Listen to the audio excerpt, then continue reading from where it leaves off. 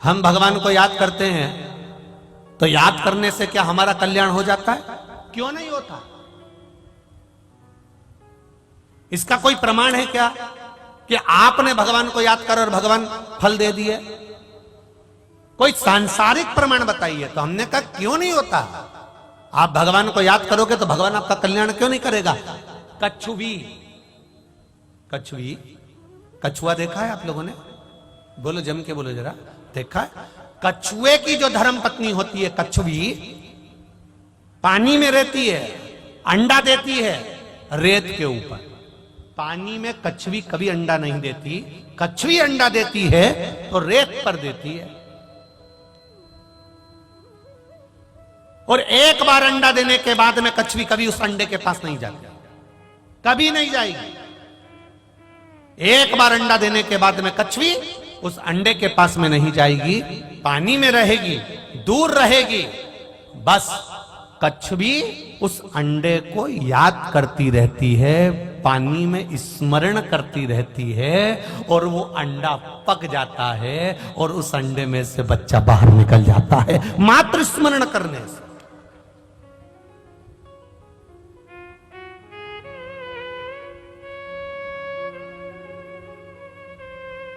मात्र स्मरण करने से। कितना विचित्र! यहां गर्भ में 9 महीना रखना पड़ता है तब जाकर बच्चा पक पाता है।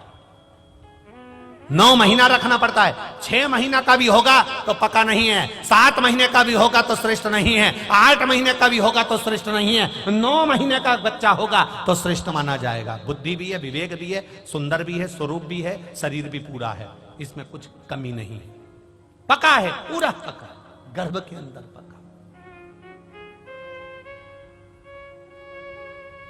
क्या हम स्मरण करते हैं तो भगवान हमारे पर कृपा दृष्टि करता? क्यों नहीं करता? कछुवी अंडा देने के बाद उसके पास में 8 महीना, 7 महीना, 6 महीना, 5 महीना, 4 महीना नहीं जाती, याद करती रहती है तो भी अंडा पक जाता है, तो भी अंडा पक जाता है। फिर गुरुजी आप कहते हो कि भगवान पर दृष्टि रखो, भगवान के चरणों पर दृष्टि रखो, तो क्या हम भगवान का दर्शन करते हैं, दृष्टि रखते हैं तो भी हमारा कल्याण हो जाता है? क्यों नहीं होता? क्यों नहीं होता? मछली अपना अंडा देती है पानी के अंदर। मछली जब पानी के अंदर अंडा देती है तो मछली उस अंडे के पास कभी नहीं जाती। तैरती तैरती मछली बस उस अंडे पर अपना ध्यान लगाती है, अपनी दृष्टि देती है।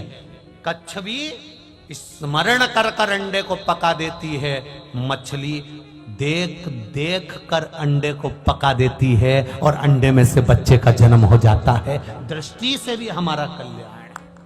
दृष्टि मात्र परमात्मा के चरणों पर होगी, भगवान के चरणों पर होगी, भगवान पर होगी तो भी हमारा कल्याण हो जाएगा।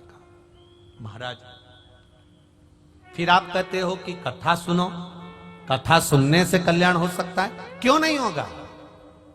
टिटहरी अपने बच्चे को जन्म देती है, टिटहरी अंडे को जन्म देती है और अंडे को पृथ्वी पर पटक देती है। टिटहरी उस अंडे के पास में कभी नहीं आती। टिटहरी बस एक काम करती है, आकाश में उड़ती है और चिल्लाना चालू कर देती है। इतनी चिल्लाती है, इतनी चिल्लाती है कि टिटहरी के शब्द से अंडा पक जाता है, उसका बच्चा जन्म ले लेता है। उसी तरह भगवान की कथा जब होती है, हम सुनते हैं, गर्जना होती है, शब्द निकलते हैं, मंदिर में घंटियां बजती है, घंटाल बजते हैं, उसके शब्द जब निकलते हैं तो हम जैसे जीवों का कल्याण अपने आप हो जाता है। ये शब्द की गर्जना।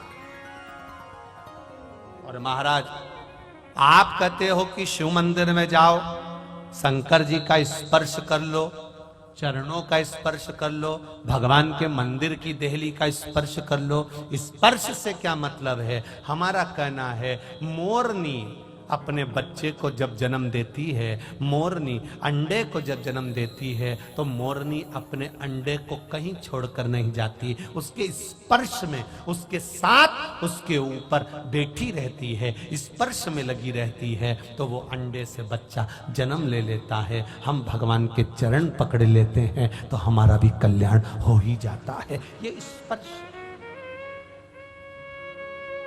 स्मरण, जरा ध्यान देना। पहले नंबर पर क्या है?